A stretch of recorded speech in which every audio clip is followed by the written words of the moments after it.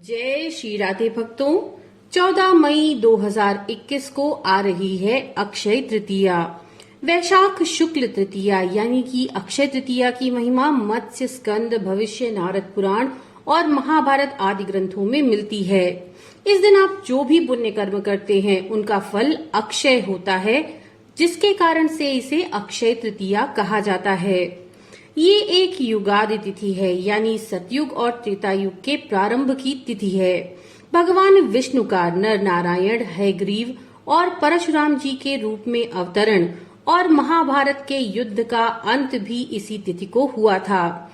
इस दिन की सबसे बड़ी विशेषता ये है कि बिना शुभ मुहूर्त देखे कोई भी शुभ कार्य आप प्रारंभ या संपन्न कर सकते हैं, जैसे विवाह, गृह प्रवेश, वस्त्र आभूषण आदि खरीदना, घर, वाहन, भूखंड आदि की खरीदारी। तो आप कोई भी कार्य बिना मुहूर्त के इस दिन कर सकते हैं। इस दिन हमें कुछ विशेष कार्य जरूर करने चाहिए, जो हम आज आपके लिए यहाँ पर लेकर आए हैं। तो चलिए शुरू करते हैं। सबसे पहले हम शुरू करते हैं प्रातः स्नान, पूजन और हवन से। इस दिन गंगा जी में स्नान करने का यद्यपि बहुत बड़ा पुण्य फल होता है और ऐसा माना जाता है कि जो लोग गंगा जी में स्नान करते हैं उन्हें सारे तीर्थ कर लेने का फल मिलता है। लेकिन लॉकडाउन के चलते हुए अभी अगर आपके लिए ये संभव नहीं है तो घर के जो आपके नहाने वाला पानी है उसमें थोड़ा सा गंगा जल मिला लीजिए और गंगा जी को याद करते हुए और उनका जल में आवाहन करते हुए ब्रह्म मुहूर्त में ही पुण्य स्नान जरूर कीजिए। स्नान के बाद प्रार्थना करिए कि हे मुरारे, हे मधुसूदन, वैशाख मास में मेष के सूर्य में हे नाथ, इस प्रातः स्नान से मुझे फल देने वाले हो जाइए और मेरे पापों का नाश कीजिए।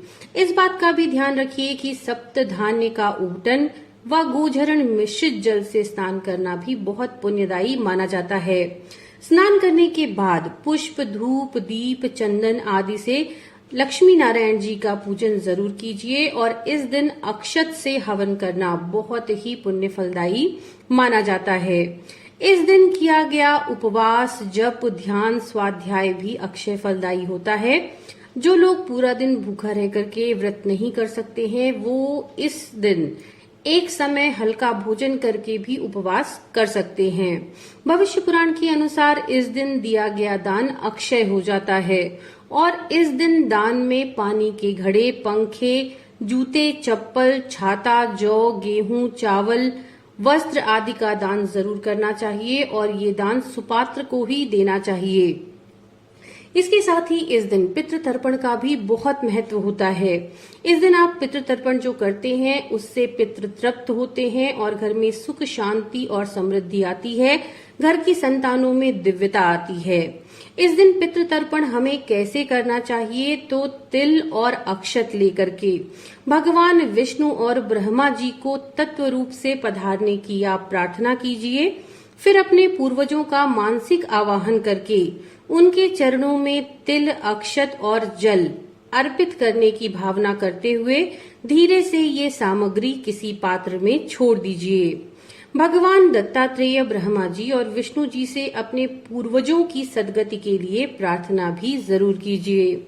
ये दिन भक्तों आशीर्वाद प्राप्त करने का है, क्योंकि इस दिन मिला हुआ आशीर्वाद भी अक्षय पुण्यदायी होता है।